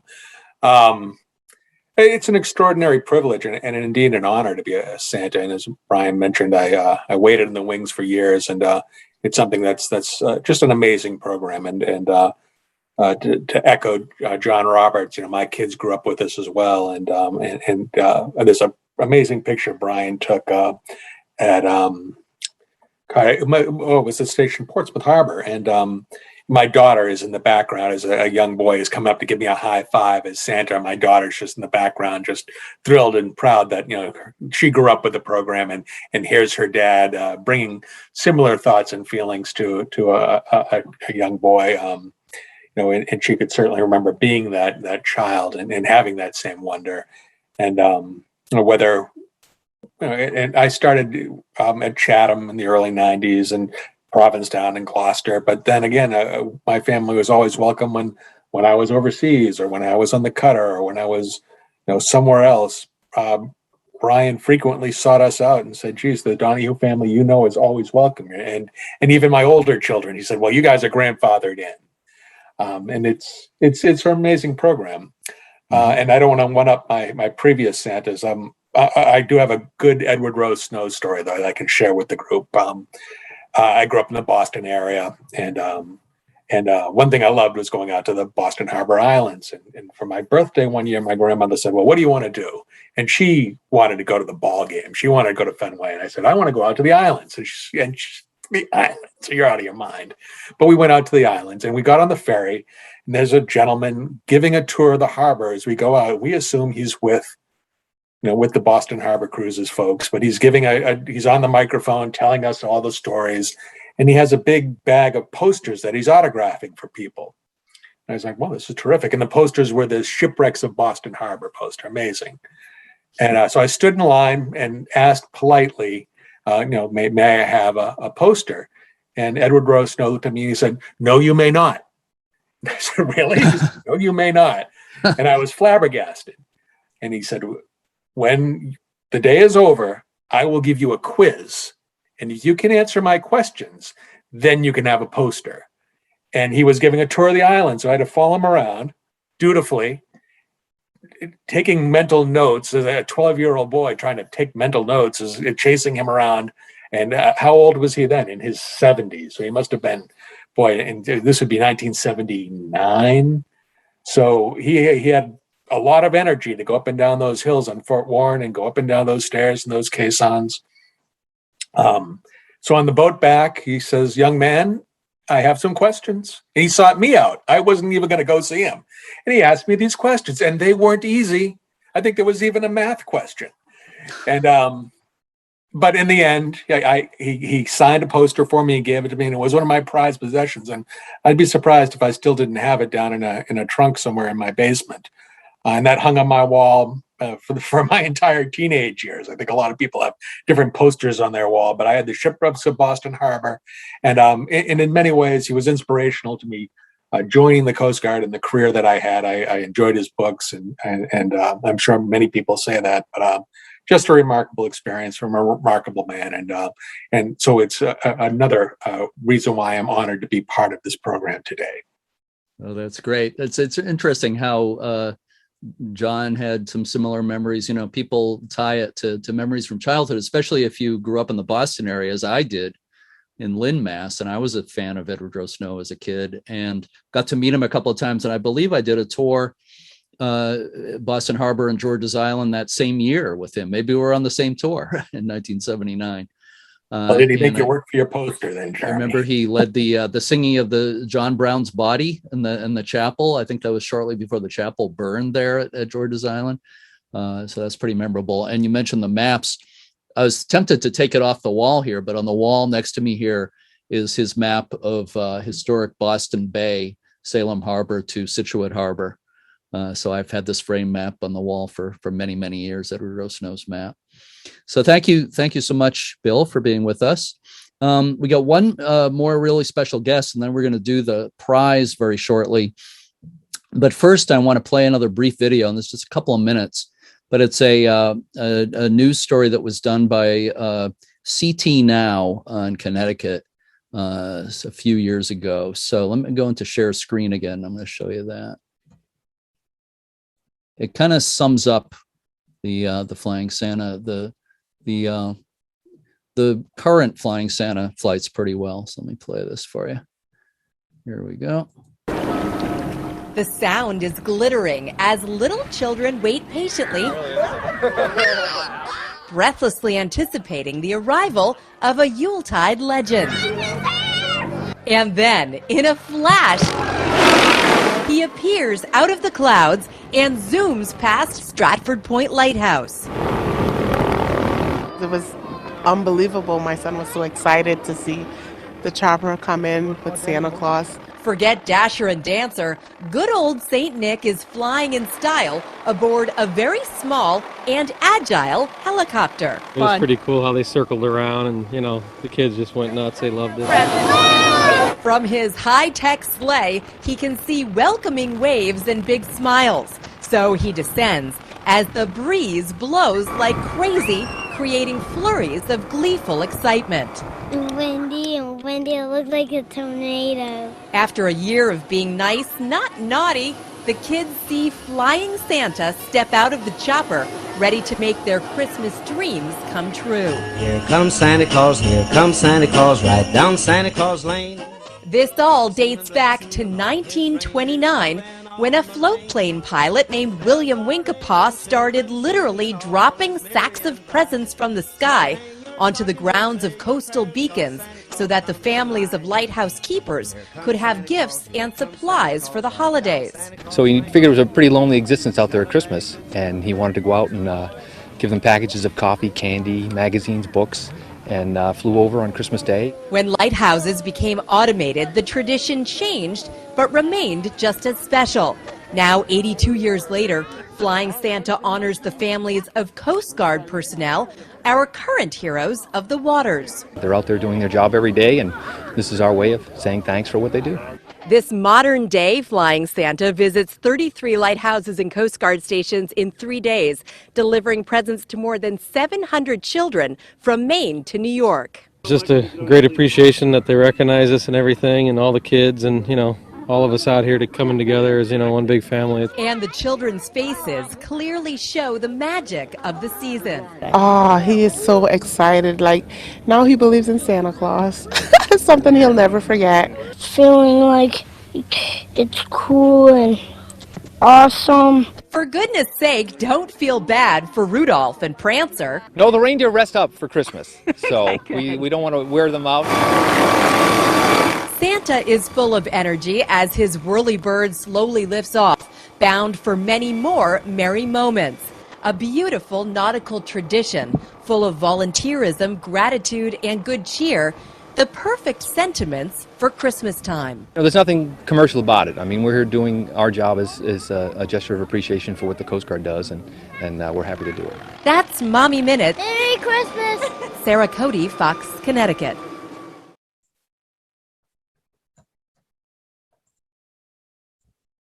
Okay. All right. So that kid had it right. It is cool and awesome.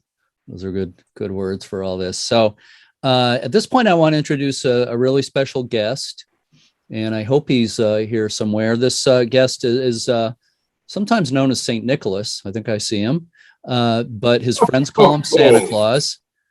Santa, thank you so much for joining us today. You're welcome, Jeremy. You're welcome.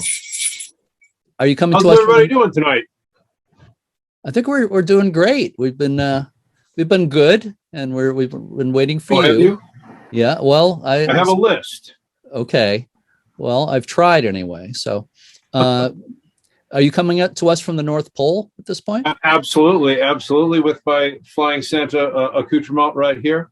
Yeah. Happy to join you from the North Pole. We're very busy currently, very busy, but we've made time. And like that young fella said, it is cool. How are the flights shaping up? How's everything shaping up for this year? Brian has been hard at work, and they're shaping up just fine. We're looking forward to hopping in the helicopter and making it happen. Mm-hmm. Yeah. So, what do the Flying Santa flights mean to you? It's a little different from when you go down the chimney and bring presents to kids and everything. This is a different kind of thing. What do these flights mean to you?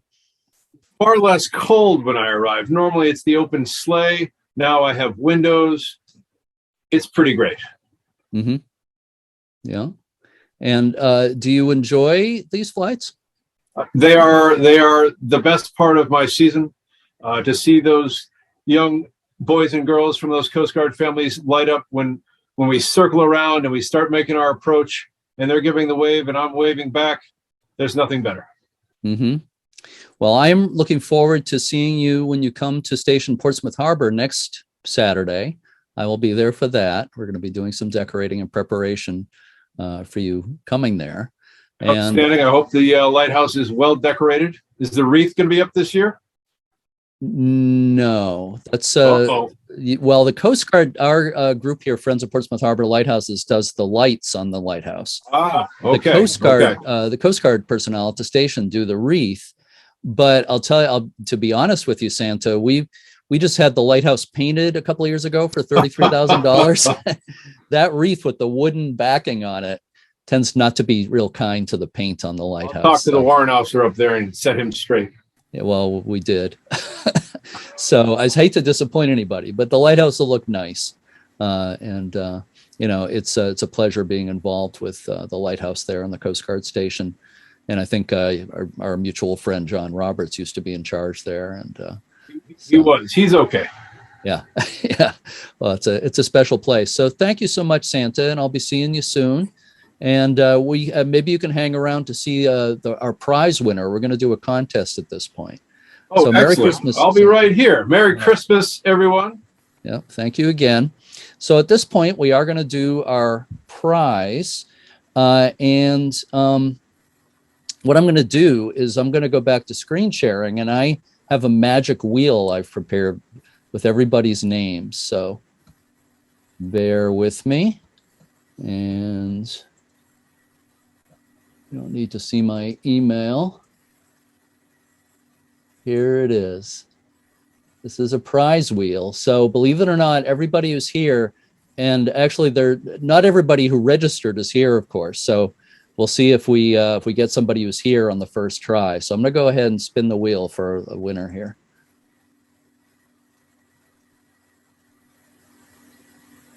Pam Gesner. Pam, are you here? If you're here, if you could unmute yourself and let us know. Pam Gesner, are you here? Give it a few more seconds.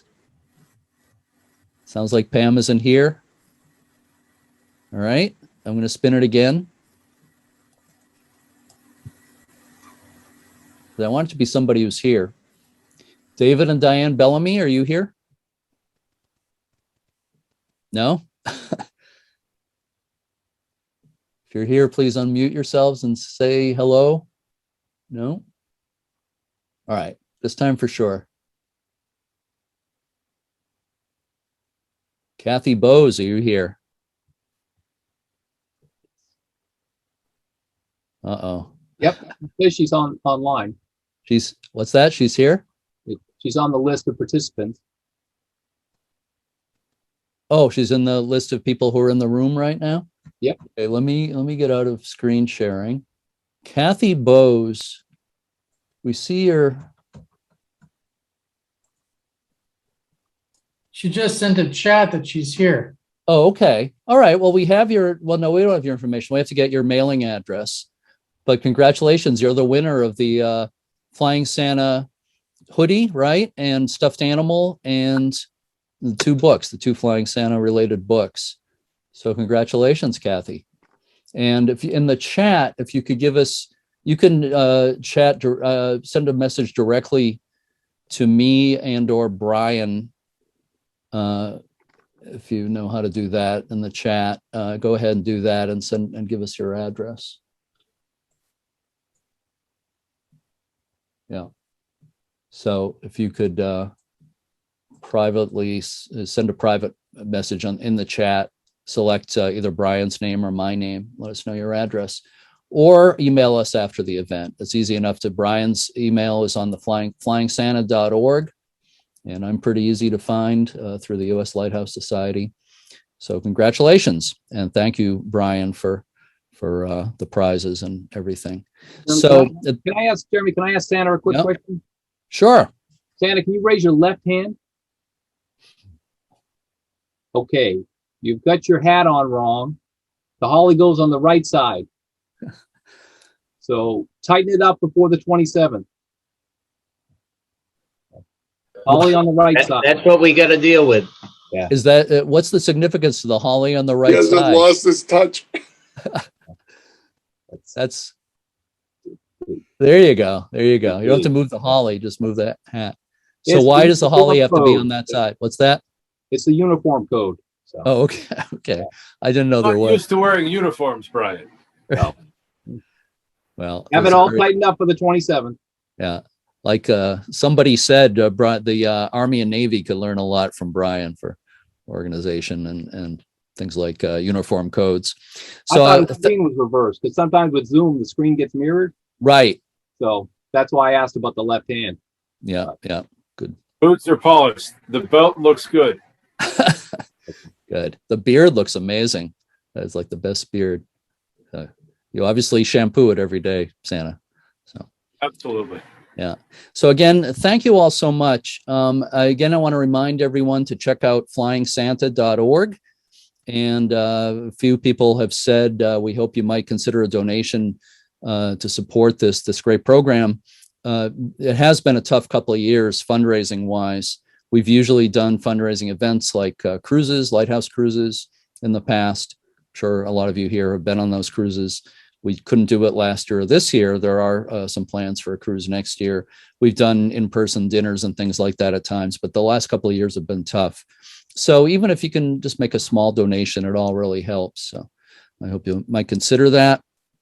And I want to thank everybody who was part of this event as speakers today. I loved everything you all had to say. It was really cool and awesome. So thank you all so much. I won't name everybody again, but I really appreciate it. And I want to thank everybody for being here today. And this event will be, the video of the event will be posted on YouTube within a few days on the U.S. Lighthouse Society YouTube channel and also on the U.S. Lighthouse Society website. Can't say exactly when, but it should be within 2 or 3 days. So thank you all so much. Happy Thanksgiving. Merry Christmas. Happy Hanukkah. Happy holidays. Thank you all. Take care. Thanks so much.